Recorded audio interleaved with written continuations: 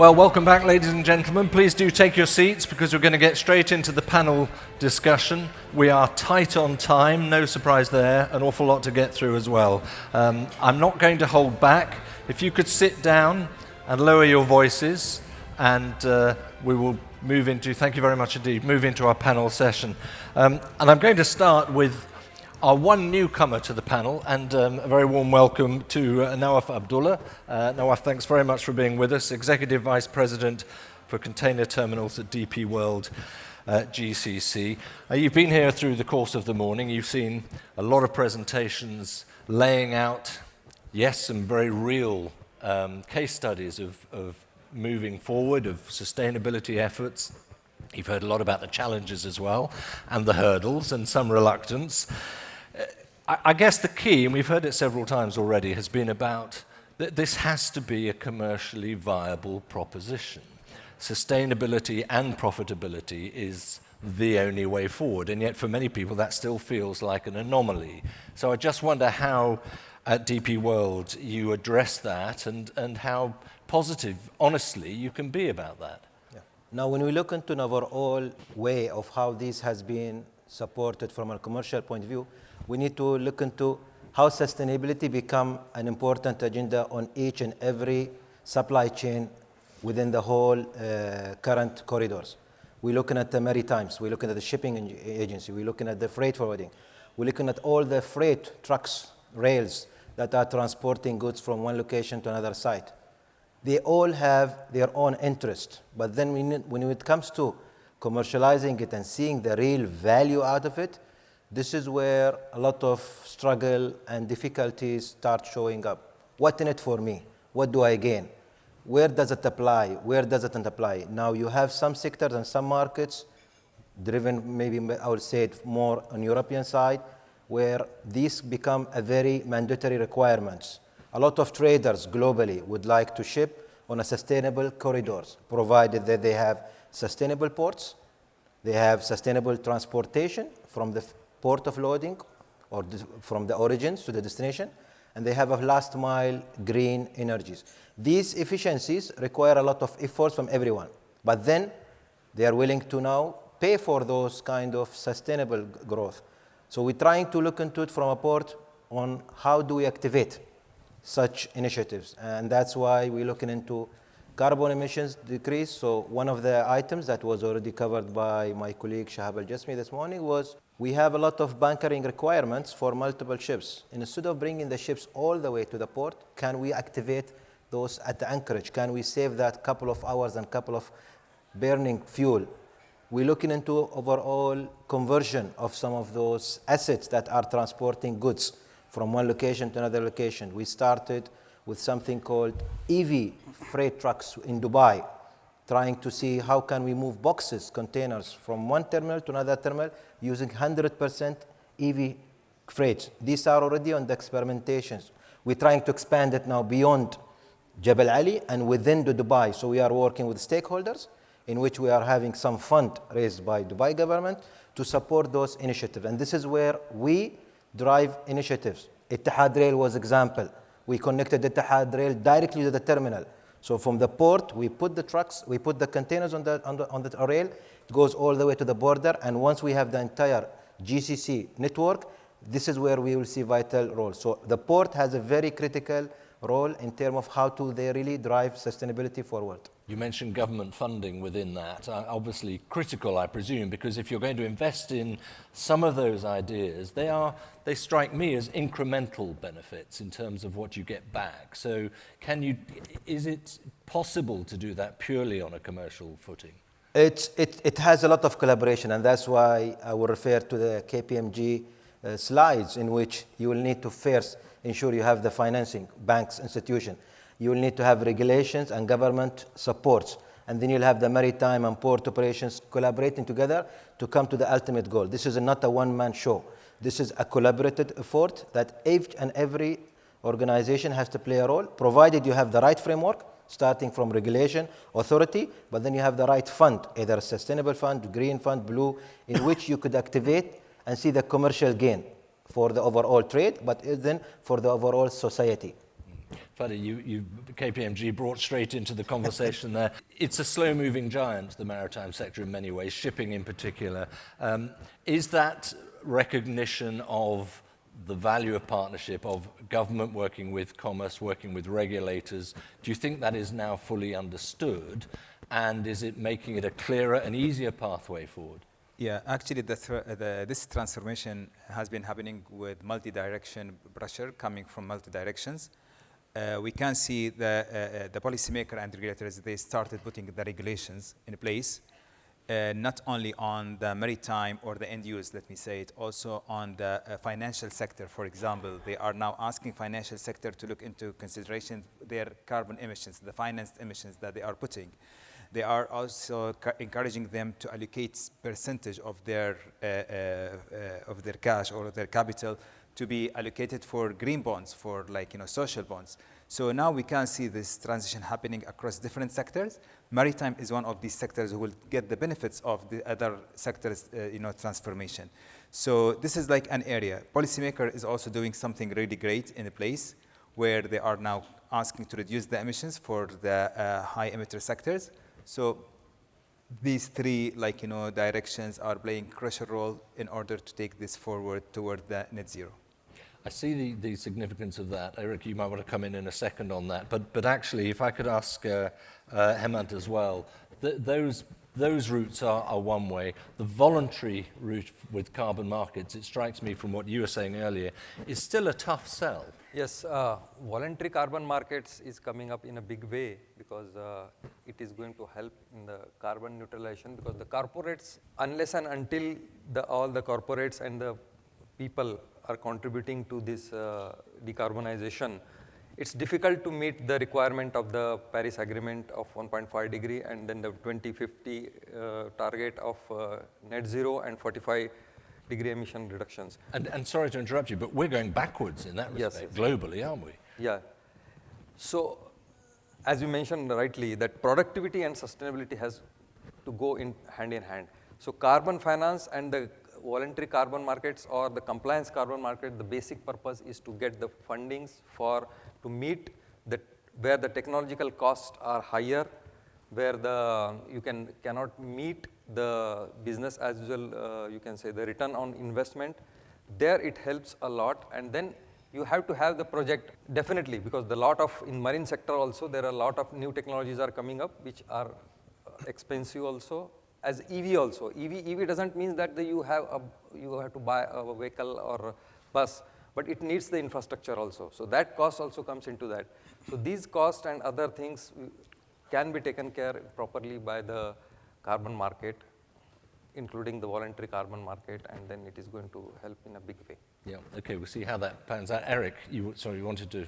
Yeah, I really just had a comment on what Mr. Abdullahi said. He pointed to something really important that's seen a lot of policy interest, but little implementation interest, to be brutal. And I'm talking about green corridors. We've all heard about that. We all remember in Glasgow when we had the Clydebank Declaration, many countries signing up to committing to green corridors. And that's fine, that's well and good. And we're seeing some of that translating into actions such as at the DP World, where it's, the end points are actually doing things. But that crucial bit, the corridor itself, the projects are having such a hard time getting off the ground because there is not finance, because no matter how you cut this, it's going to be more expensive. And we're not charities, right? This has to have a commercial viability, otherwise you just get outcompeted and you're out of business. So again, this public-private partnership thought that governments actually have to step up with more than just vocal support. They actually have to commit money to doing this is really important. And I'm going to make a complaint, not to UAE or to Abu Dhabi or anything like that. I'm going to complain to Norway, being from Norway, because there we are now getting funding through the ETS system. The auctions under the ETS brings money into the Norwegian government. In our view, that large portions, if not all... Sorry to interrupt, but how much money? I don't mean literally pounds and pence, but these are massive investment scales. We're talking the amount of auctions being run in Norway. I don't have the exact breakdown, but I think we're looking at around 100 million euros approximately. This money should be allocated to the transitioning of shipping. And green corridors would be a good way to do that. It's not happening because the finance department, of course, they want this money from their general revenue stream.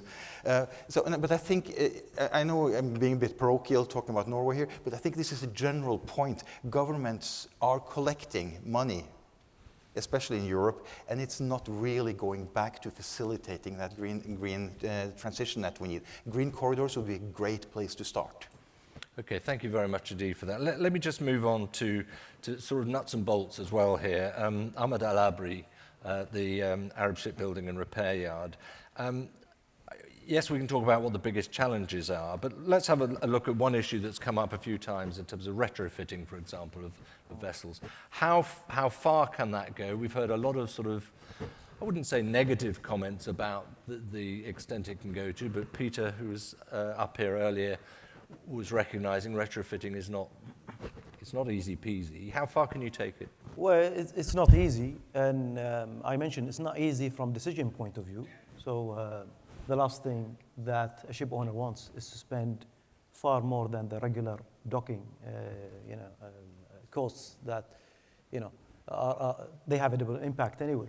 They're losing a ship for a period of time, and now not only pay for whatever is required from class to keep it seagoing again, but they need to think now of adopting systems. And I mentioned a few of them, and now it's becoming more frequent. So doing everything to the actual bosses of the propellers, twisted rudders, you're doing changes, cropping the propellers, deepening the draft. There's changes of bulbous bow. We changed a number just this year for various customers. All of these are very expensive, and it is a challenge for the decision maker. It's not a challenge for the shipyard. For us, we've geared ourselves so well, okay, so that if there is, actually we will promote them, promote the hydrodynamic or technical solutions, because we know that when it comes to the sustainability, the savings created by the fuel are a much bigger decision with even larger amount of investment. The savings created by other alternative power sources, such as wind, is not easy. It's always experimental. You mentioned, the corridors were mentioned, and they've been on for a while, and we keep looking at the cases and looking for new results. Not many new results are coming, and they're not expanding in the way that everyone is thinking. It's the decision making which is making our life much easier in the shipyard world, because we are ready to do it, and it's for the customers to take that one extra step and see the economic benefits from the retrofits. And how important do you think then are moments like the IMO's net zero framework being adopted and becoming a reality, and funds being available off the back of that, wherever they might go, we don't know at the moment? And I ask because I wonder what the pace of change you're experiencing in terms of some of these retrofittings goes now, and whether you expect a real acceleration as soon as you get a fully global situation where everyone recognizes what they have to do. Yeah, I think it's going to make a shift, because it's going to make it easy for decision making, rather than taking the vessels and keep chopping and changing and doing retrofits of systems that will give you the incremental advantages in your economic performance of the vessel. Because at the end of the day, I mentioned it, commercial minds never change, regardless how much we care about the environment. Now, if the funding is there and the global drive is towards it, I think it's going to shift more into the alternative fuels, because that's the most expensive part and the most difficult decision that ship owners have to make. Yeah. I know you have to go shortly. Correct. For a flight, and I don't want to hold you back from that, so please depart when you're ready and when you need to. And if that's now, fully understood, but if you hang on for a bit and need to go in a little while, absolutely up to you. But thank you very much indeed for your contributions already. Perhaps a round of applause and a thank you very much. Sorry, Trevor. So let me bring that again, Ibrahim, if I may, back to some brass tacks. You gave this fantastic example of the Shah Max. Have I pronounced that correctly? The Sohar Max, I beg your pardon, sorry. Which is I think everyone recognized that, it opens eyes. It's amazing what it was doing, and I think the visualization of it out in the ocean doing the job helps a lot. But that's a one-off. It's about scaling up, isn't it? And I wonder if obviously that's where the challenge is, and how much further can you go at this stage, realistically, despite the returns that you were pointing to, a 10-year sort of plan? Well, if I may continue from where Dr. Ahmed has ended, it's, of course, the commercial mindset will be there. It's just maybe different mechanics and how to put that into gears and move forward. So for us, especially when it comes to ASEAN shipping, we go, of course, for fleet expansion, but we try to do that as wisely as possible. So it's not about the number or not about the size, but it's about the product and where and what are we expanding. So it's not just adding ships, it's the quality of ships, the quality of technology that we are following. Of course, we do have a strategy, and that strategy has multiple factors. Mainly we start with the commercial, whether it actually makes sense to us, whether financially that is going to be a good return. I do have here my CFO, who's basically trying to look at me and say, okay, please don't say that, okay? Because it's a commitment we are going to make. But anyway, you look this way, don't look that way. He's here to control me, I guess. But no. But also then we go into innovation. Whether that project is going to be innovative. Is it going to set something, the scene in the industry? And we do this not just to show off. We are doing this basically to try and lead, because today we believe that if you want to start, then start now. Don't leave it until it's too late. Don't wait don't wait until the technology is perfect. It's never going to be perfect. Yes. But then make a move. How wise that move is and how small, that is something you need to control. You can start small. I mean, it could be a very small thing like a propeller cap fin. It could be the coating on the ship, the type of coating on the ship. It can go to the air lubrication beneath the ship, or it could go all the way up to the rotor sails, the one that we've seen. So you don't have to you don't have to start big. You can start small with that one. There's also, you need to pilot things. You need to pilot these projects, and you need to ensure that, okay, what is the outcome from this project? Whether you want to do it again or not, that is something we also consider. For example, for the project that we've just presented, we think it's a viable project, and it's going to add value to the company as well as to the shareholders. Because here we are creating value for everyone, and it's a win-win for the industry as well as for us as a company. But in different parts of the world, the persuading shareholders of the expense of an investment in a pilot project that may or may not be successful is not that straightforward. You described yourself here as a leader. You want to be a leader. Yes. So obviously that is part of the picture. But can you give us some other examples of leadership in that respect, in terms of what you're bringing into your fleets, whether that's the hardware or the sort of yes. digitization, maybe? Well, digitization is there. I mean, it's all over our fleet now. It's basically part of our day-to-day operation. I wouldn't say it's now a new thing. But let me give you another example. Basically, we started putting nano paints on board some of our ships. Nano paints. And that is basically now we've also started to see it's actually come back with a very good return. We did try other paints that did not work, fortunately. And then even with this nano paint, it did not work on all types of ships. We do have we are basically active in 5 different segments of shipping. And then we've noticed that in 2 main segments, the nano paint is actually good. Whereas in the other 3 segments, it does not pay back. Yeah. So we try. And when we think it's time to go forward with another one, we go for the second trial. But if we think, no, this is not going to make a good return, then we stop. We are not shy of failing. I must say this, we are not shy of failing. We will give it a try. If we think that it's going to make money, we study it, of course. We don't just jump. We study if it is safe to jump. And we try our best if we have the right parachute. We're not shy to fail.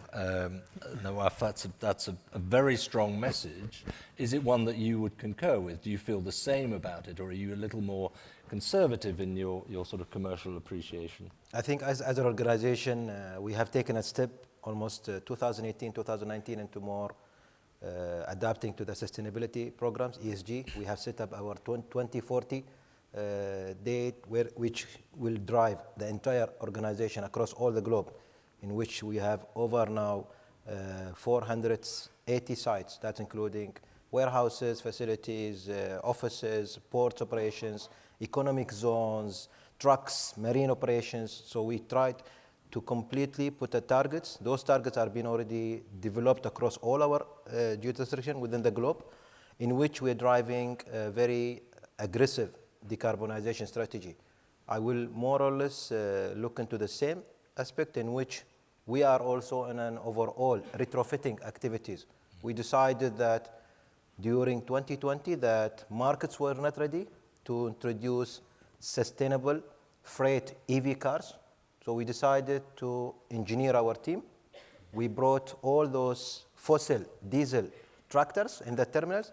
We put them in the workshop and we said, switch them to EV. We did a lot of faults. We did a lot of mistakes. We learned.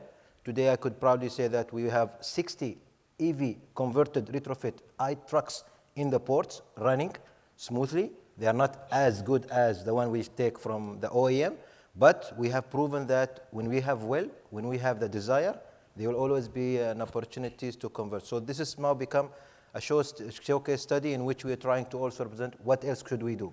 Where can we retrofit? Where can we create an impact? Where can we become a leader in terms of not shying from failing, but also taking initiatives to see what should we do more?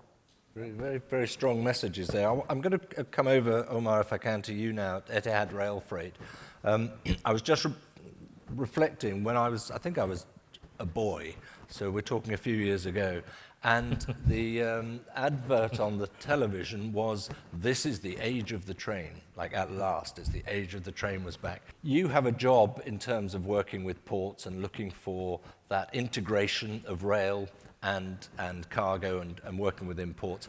First of all, how easy has that been? Is that message clear and strong, do you think, that people recognize rail obviously does all these jobs of taking trucks off roads, but trucks that have always been on roads, and they've always done it that way. So how easy is it to make that sort of cultural shift? Over the 50 years or more, mode of transport, where the inland mode of transport was trucks. Bringing in rail, educating the market about rail. Integration is very important. We don't see ourselves competing with anyone or anyone competing with anyone on this case on transportation. We all complement each other. We have I've said it last year. I remember the same. I was looking at Qusay as well and Noatem Logistics, where we partner with them as well on that part. The first and last mile, we have our partners on the list of first and last mile. We complement each other. Integration is very important between port and rail. Today, rail, as I've mentioned, we do give the accreditation of the CO2 emission avoidance. So there is something that tangible that the customer can get out of rail, as well as partnership is very important. The thing is, partnerships will be created because we all have one goal. The leadership set the net zero 2050. We're all working into this goal. So naturally, the partnership will be created because we all want to reach that point. Us with our relation with Abu Dhabi Ports or our DP World as well, we have a strong relation and partnerships to move boxes via rail. Today we support on moving over 276 TEUs per one trip, and that also will support the load and the congested of the road. So we work together to reach to that goal as well. So as mentioned as well, 73% less CO2 emission than trucks, but nevertheless, you would need everyone to work together to have the product to the final customer with the first and last mile as well, working all together. But can I ask you this? If you turn up to a port where you want to operate, what is their first thought about how quickly we can turn trucks around, or how quickly we can utilize the rail freight opportunity, honestly? I'm just trying to work out where you think the sort of scale is at the moment for that age of the train. Look, ports understand that rail would come in, moving out of their yards or the terminal that much of containers out. That will also increase capacity for the ports as well, with support on that as well. In a sustainable way, moving out, lining up trucks to pick up all those containers as well will create a congested inside the port as well, not the roads as well. So So bringing that all together, I believe our ports as well here do understand the value of the port. And it's proven that everyone invested in a terminal as well in their ports to bring in the rail and they know the value proposition of that rail. Tony, let me bring you in here. And we've talked about, obviously, the net zero framework from the IMO, the potential for funding coming off the back of that. As a charterer, as opposed to an owner, who benefits, or who should, I know what you're going to answer, who should benefit from the greener practices being used by shipping? Is it the ship owner or the charterer? Both of them, actually. Yes, because when you have lower costs on the ship, the charter will take part of that saving. Today, any charter would prefer to go for eco, lower consumption ships in order to help the environment, save money, and the saving is shared between everyone. And what for you are the sort of, I suppose, the most exciting elements for chartering in terms of the future, the direction, the greening? Where are the innovations that get you going? We have today lots of innovations. Some of them already exist, and the rest we look for future to see how it will come. If we start talking about the future, I think green ammonia, green hydrogen could be something very interesting. I believe in that. Today we have like LNG and biofuel already available, so it can create like a bridge till we reach the next stage. Talking about the technical part, we have plenty of tools we can use today to make ships more eco and less emissions creators. Let's say silicone paint, the wind sail, whatever Asyad already did, and you can go to a new generation of propellers where it will help also to make more speed and less fuel consumption. We have some kind of chemicals you can add to the fuel also, which will reduce the consumption and give the same power. Plenty of them, but that's in, let's say. And what's interesting to me about so many of these things is that they are just practical applications. They're just smart thinking rather than brand new inventions, necessarily clever technology. They can be done in the here and now, which I think is significant. But looking a little bit further ahead, Margabandhu, if I could, you've referenced a lot on LNG. IMO does not like LNG for a start. What is the future of LNG, do you think, in the shipping business? I would differ there. IMO, I don't think, is saying that LNG is not good. What we know for a fact now is LNG that's conventionally and currently being used is fossil-based predominantly.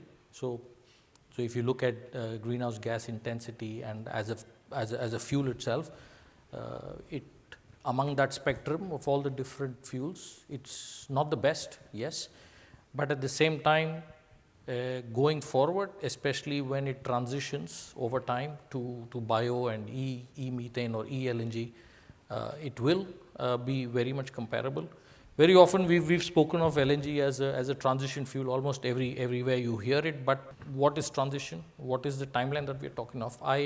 We expect that there will be a very healthy mix of fuel types across vessel types, and you will see stakeholders going forward choosing a particular fuel or engine type or propulsion type basis their needs, basis the supply chain that they can negotiate and enter, and of course if it makes practical sense to them. What is good for one might not necessarily be the fuel of choice for somebody else, even if it is a good choice. So, in that perspective. From a technology perspective, plenty things. You will see changes going forward where we talked about onboard carbon capture, but there are concepts for pre-combustion. So you actually reform, you split your methane or gas already before it comes into the engine. So you have a drop-in of hydrogen already into the engine, and it might actually be an option immediately for LNG owners once that technology, although it exists, once it matures and it's actually demonstrated, you know, from a practical perspective. Do you see that as the next breakthrough, if you like? There are a slew of them, David. Propulsion? There are a slew of them. I touched upon one other concept which might actually interest people, which actually is where you get rid of a two-stroke engine itself, and you only basically use like a hybrid with a battery concept on the switchboard.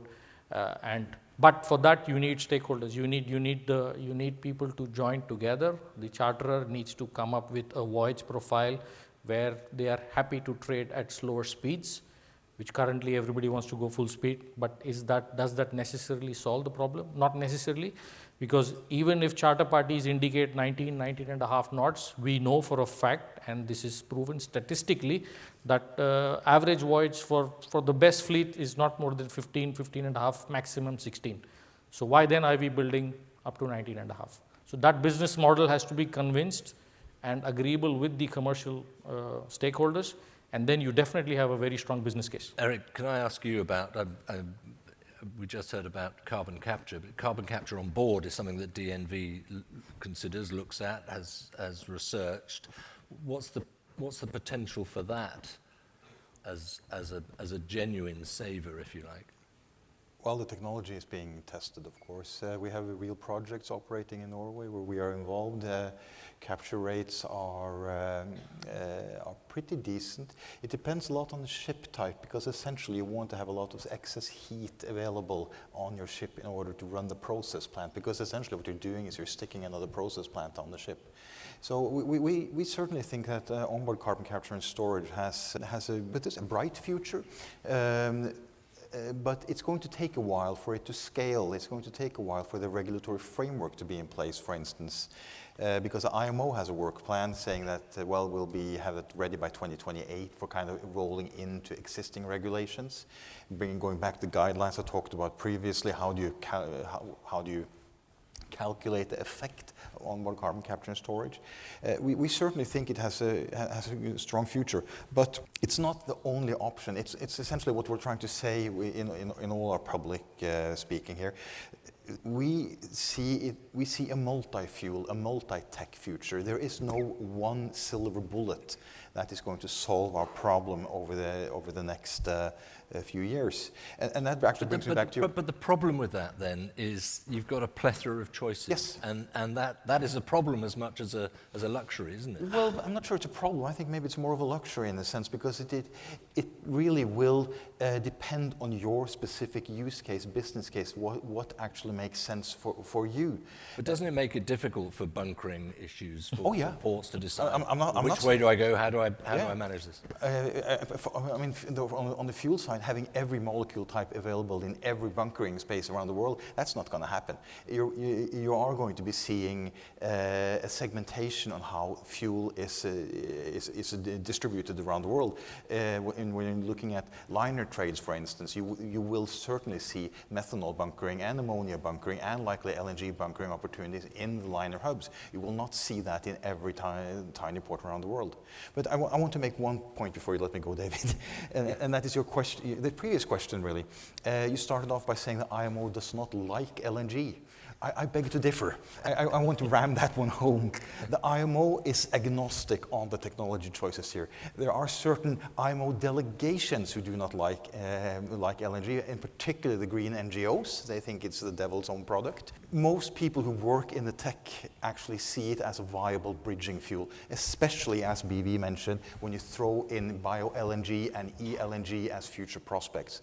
And honestly, to talk about e-fuels such as e-ammonia or e-methanol without also talking about e-methane strikes me as a bit strange, because the production pathways are quite similar, and then you would have the advantage of dropping it into existing infrastructure and existing onboard use cases. So I'll get off my soapbox on that one. No. I think one complaint about my remark is so far. Two means I have to stand down. That's fine. I'll take that hit. You're echoing something that is being mirrored in the media, especially over the last couple of weeks. I think the reality is a bit more nuanced, pure and simple. Maybe I should get you to ask some questions, given that. Can I just see, we've got our hands up there. I'm going to come to you, we've got lots of hands up actually. No, let's come to you straight away in that case. Could we start with the lady halfway back? Yes, in the light jacket. Thank you. If you could let us know who you are, where you're from, and then fire away with your question. Sure. My name is Alexandra, Ecomarine Shipping Service. I'm a tanker ship broker. And first of all, thanks a lot for all of your presentation. It was very interesting. And I have two questions, frankly, if you allow me. The first one, as you said, it's a really hard decision, to decide to spend money to retrofit or to spend 5 million to the project for the fuel efficiency or for the port equipment. It's a really hard decision. And we know that all this cost, directly or indirectly, will go to the end user, to all of us. And my first question to all of you, how many of you are ready to spend, for example, 10 dirhams today for the climate change project? Any of you? Thank you, thank you, thank you. Any of you 10 dirhams for the safe future?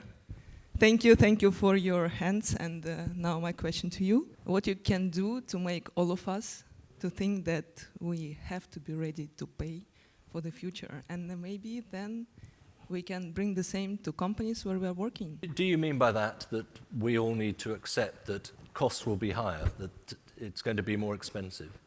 I mean, no. I mean, we have to be ready to pay now. This is the main question. I'm a tanker ship broker. I have to say that I never get any request like, oh, please find me the vessel that can go for some green fuel. No, today I got 2 requests like, please find the cheapest one. Yeah. Okay. Right? Okay. And again, all costs, why I ask all of you, just because if we are not ready to pay, why shipping companies should be ready to pay? Okay, thank you.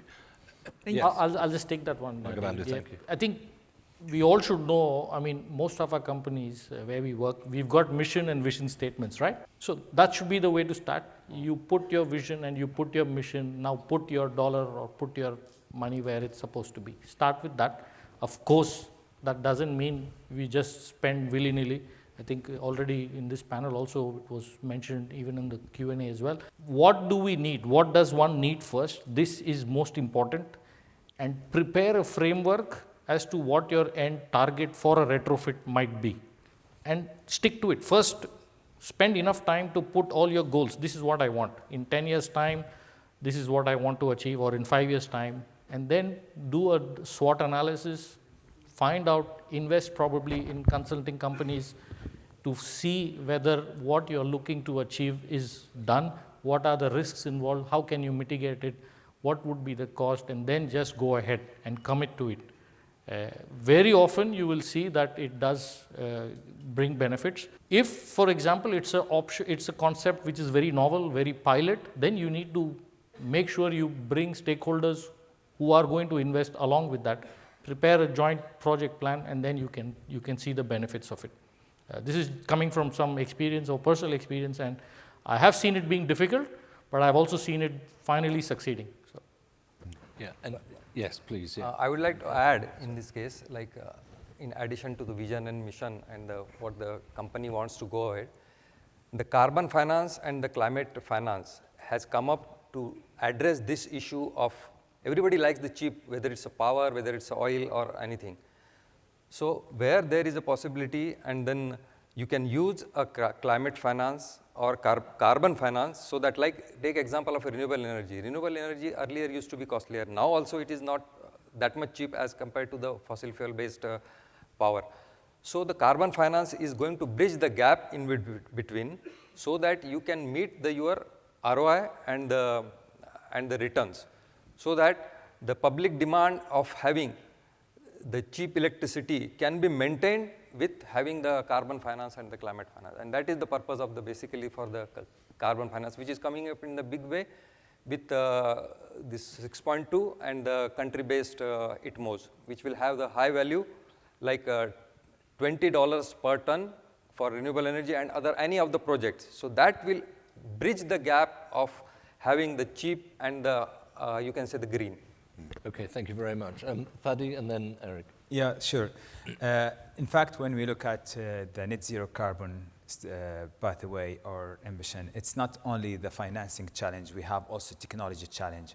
Yes. So what we need here is to understand that this transition is kind of displacement, not replacement. We cannot decide one day that today we will switch from A to B. What we need here is to keep like this displacement. We have already proven technologies, conventional fuel, etc. We will keep using that until we gradually phase out what we are using now with something better. The something better is not coming today or tomorrow. It's a journey. It's 30 years ago, renewable energy was not there, or 50 years, sorry, let's say. Nowadays, it's a very attractive project. Everyone is looking to finance renewable energy. So this is how we need to think about it.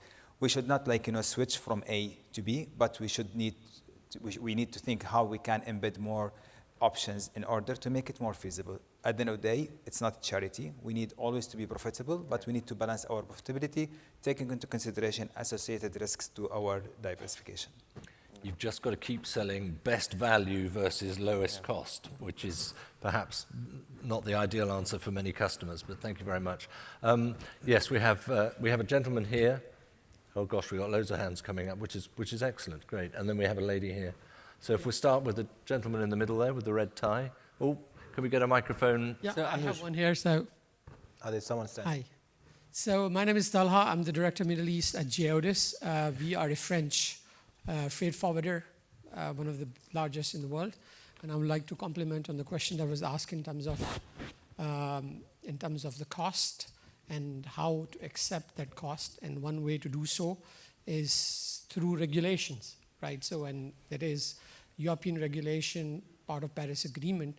My question to you is that the regulation, for example, the EU fuel regulation, which started already in January 2025, but there is a disproportion in regulation around the globe as well. So, which then reduces the enforcement of that regulation. So how to come across this barrier of regulation? Yes, acceptability of cost is one factor, and regulation automatically opens up that door that you have to accept the additional cost. However, then there is non-acceptance of that regulation. Let's say if EU is accepting it, maybe North and South America is not ready yet, or India is not ready yet. So how to come across this barrier? Good point. Thank you. Regulation is very irregular, effectively. Who would like to pick up on that? Eric? Yeah, I'm not sure I fully captured all the details. My tinnitus is playing up today. But when it comes to one aspect of your question, and that would be, how will IMO net zero framework regulation actually work if you have some countries that do not take that regulation? Will that create a non-level playing field? And the IMO is actually constructed in a way, the framework, the basic regulations to deal with so-called non-parties. We have something called no more favorable treatment clause, which essentially means that if you have two countries that are non-parties, any trade between those two, those ships would not be captured by a regulation. That's very true. Any trade within that country would also not be captured. But those same ships, when they move to a country that is part of the regulation, they would be captured. And say you're operating in 2029, you've been sailing in 2028. In 2029, if you call on, say, the EU, they check for the IMO compliance. If you don't have the paperwork from 2028 saying you've been compliant, you will run into problems in Europe. So in that sense, there is actually a mechanism creating a level playing field. When it comes to EU-specific regulation, it's true, it only covers activities within the EU or into or out of the EU. And that is what is to be expected. The non-EU related trade will not be impacted by EU regulation. That's the same way non-US trade will not be impacted by US regulation. Yeah, no easy answer to that then. Ibrahim. Well, I think for me, it's basically when it comes to regulation, basically I believe that regulation is the compass that sets the direction. And without regulation, investment will be like a guesswork, which is something that we don't want to go into. However, I mean, there's a caveat to this. We need to be regulation-wise than regulation-stupid. And I say this bluntly. simply because they are, of course, we are getting out of our ways in terms of putting regulations. There are regulations that haven't been implemented, maybe 20% of success, and yet we are moving into a new regulation. And then we have multiple jurisdiction with multiple different regulations. And it just keeps repeating itself, like cells. And eventually, all of this lies, of course, on the ship owners or ship managers or other stakeholders, maybe like the ports, classification societies, charters themselves. So I think we need to work together to co-create a platform where we ensure that regulations are transparent, they're practical, of course, and they're also, they can be implemented in the industry. So right now, actually, and let me reflect on something that we are doing in Oman, for example. We're working, as I said, we're working with the Omani government to look into consistent and transparent and more or less industry-friendly regulation that actually could pave the way for the ship owners to use Omani ports and to utilize the Omani Oman geographical location, basically to be like a logistic hub. But then again, it has to be a co-created sort of initiative between different stakeholders. It cannot be done solely by the shipping industry itself. Thank you very much for that. We're tight up on time, and I want to get certainly 3 more questions because I'd like to start with the guy in the red tie right in the middle, please. Then we'll come over to you, sir, and we're definitely coming to you as well, madam. Thank you. Thank you. Anuj Chopra. I'm from Maritime ESG. I teach and consult. My question to you is, all of you spoke about sustainability or sustainable operations. You spoke about technology. You spoke about AI. None of you have spoken about people. What is your view on making your company sustainable while looking at the people who are working, and what changes are you making for making that easier for them, knowing that technology will drive that tomorrow? AI will drive the work tomorrow. What are you doing for your people? Okay, yeah. I mean, I can pick up this one. One of the things that we collectively started within DP World and mainly in Jebel Ali, and that was starting in 2013, we have created something called remote operations. And the remote operations that allows you to sit on a desk in a very comfortable working environment and manage and operate and overall main machines that cost over $10 million on the ships. Now we are replicating those kind of remote operations, and we're trying to more or less develop them across different parts of the country. So if you are living, for example, in Sharjah, and you would like to come to the terminal, and you are a remote operator, you don't have to come to the port anymore.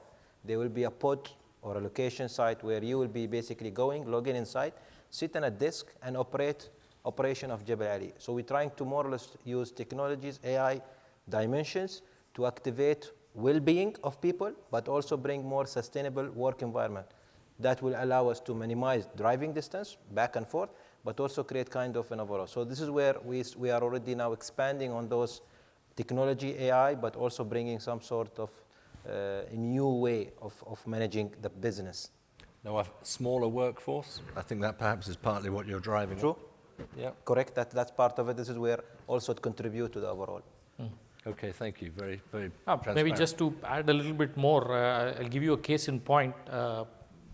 Before BV, I was in a company where we had the safety manning certificate for a dual fuel LNG container vessel company, and I was on board for all the operations and all, and I could not for the life of me understand how the safety manning certificate for that vessel was issued. I then actually fought with the class and said, please prove it to me. And they said, okay, you please put your agenda. So I had to prepare a matrix where I had to put, where the fuel tank is, where the equipment is, where the engine is, the number of people on board, and the operation scenario from loading to discharging. And then I had to go back. I fought internally with my management to change it, and I said, it can't be safe. Even if the class has given this certificate, I am proving it to you. This is the way to analyze it. Unfortunately, the people element, you very rightly pointed out, it's missed. But also going back as operators, as all leaders here, we need to look at the vessel that's coming out and see is the safety management certificate or the people or the training or the investment covering this element. The human element is the single most important aspect on board a vessel, and it will continue to stay. Okay, thank you for that. I think it's fair to say ESG is shorthand too, isn't it? And it doesn't mean because they don't mention people that they're not thinking about people. Okay, we've got 6 minutes to go. We've got 2 questions. Let's go. Assalamu alaikum. I am Mail Junabi from AD Boards. Thank you for the inspiring talk. I have a question to Dr. Ibrahim. I liked the Sahar Max and the clean energy concept. I was just wondering, do you think that this concept can be adapted in smaller vessels, especially in our region? Thank you. Very direct question. Yeah, okay, quickly. Well, it has to be tried out because we had Sahar Max as a pilot ship. And of course, so it's justifiable to go on that one. Whether to put it on smaller ships could do the same job, we have to find out because these technologies are not fully proven. So we have to take the lead and prove it on something. So I guess Asad Shipping has done its part. We proved it on VLOCs. Let's see our friends from different shipping companies if they want to do it. I throw the ball back to you. Thank you very much indeed. Now we have a question. Yes, please. Thank you, sir. Behind you. Yes, thank you very much. The president of Bahri Ship Management. Bahri is the national shipping company of Saudi Arabia. This question is for Eric. The IMO existed because it started with the SOLAS, safety of life at sea, its safety, and then it went to the environment because of major disasters of tankers spilling a lot of oil. But for the first time now, the IMO is going to become an internal revenue services. It's basically a carbon tax on the globe, which does not exist at all. So my question, with the expected $15 billion plus that they're going to make in fees or carbon tax, do you believe that the IMO is efficient enough to take care of that money and spend it in the right place? Second, is there any discussion internally where it makes more sense and more efficient that money should be collected by the flags, especially national flags, where they can implement whatever initiatives they want, plant more trees or something like, rather than give it to an international body, which has never happened in history? Thank you. To deal with your second question first, no, there is no discussion of money being collected by the flags. It has been talked about previously. The conclusion has been reached that would not be desirable. So the money is going to be collected by the so-called IMO Net Zero Fund, which is to be established. It is part of the work I mentioned ongoing it starts with defining the governing provisions of the fund, and then that will evolve into detailed guidelines. Now, many things to say about that, but in going back to whether or not the IMO is actually in a position to run that kind of fund. From a legal point of view, there have been challenges raised. There are papers submitted by certain countries that I trust you're familiar with, saying that the IMO is not in a legal position to do so, but the consensus at the IMO Council is that it is in a position to do so, so the fund is going to happen. Now, the fund will then need to be set up, and it will most likely be drawing on aid from existing United Nations funds, such as under the UNFCCC, the Green Climate Fund, for instance, the mechanism that was established there. The challenge there is that the GCF used approximately 4.5 years from conception to becoming operational. In this case, the IMO needs to do it in significantly less, maybe 3 years. So it is certainly going to be a challenge, even though there is some experience to build on. Fortunately, personally, I'm not a money guy, so I'm not going to be involved in that work, which I'm very happy about. I suspect we will be seeing entities such as KPMG being interested in bidding on consultancy work that the IMO is going to be asking for in help in setting that up. But yes, you're absolutely right. This is a very novel thing. It's never happened before. But the consensus at the IMO highest levels is that the IMO is legally able to do so and is in a position to do so by itself. Eric, thank you for that. Can I just throw back to you? I just wonder, because the question I was going to ask to close this was, there will be some countries who do not vote in favor of adopting the IMO framework. Do you expect them to become non-compliant, therefore? But actually, given our guest here, the KSA has a very genuine issue with adopting that framework. Would you then not comply? There's no way you cannot comply, basically, to have your ships sail in the seas across the globe. At the current moment, every country in every region can set up their own requirements. The EU ETS is a very good example. It's a very expensive regime, basically. But if you want to do trading with the EU, then you're willing to pay that money. But on the global stage, it's a different story. Now, if I'm not a regulator, I'm just a ship manager. But if you're, as you said, if your ships are moving within Saudi Arabia, then you don't have to comply with this regulation because it's between Saudi ports. And the Saudi Arabia is definitely against this global taxation because we see it since all of our vessels are flagged by Saudi national flag. This is an infringement on the national sovereignty. It never existed where you had a global organization basically implementing a taxation. You can do the tax in your region, but not on a global scale when you're sailing in international waters where the sea is open for everybody. So thank you. It's an argument which you've made very clearly and forcefully there. It brings us to close here. There are arguments for and against, as we know, Eric, as you've explained in your presentation as well. We've got a lot to look forward to in October in terms of the IMO and that moment. For now, though, we're going to draw to a close. Apologies to those of you who had your hands up and wanted to ask a question. We've just run out of time. However, our panel are still here. I'm sure they'd be delighted to chat more over lunch, which is where we're going to now. Could I just add that straight after lunch at 2 p.m., am I right in saying? 2:15, I beg your pardon, thank you, Trevor. Innovation and technology for decarbonised mobility is the topic. Ali Shihab will be your moderator. But first of all, can I say a very big thank you to our presenters turned panelists. Gents, thank you very much indeed. And to you for your questions as well. And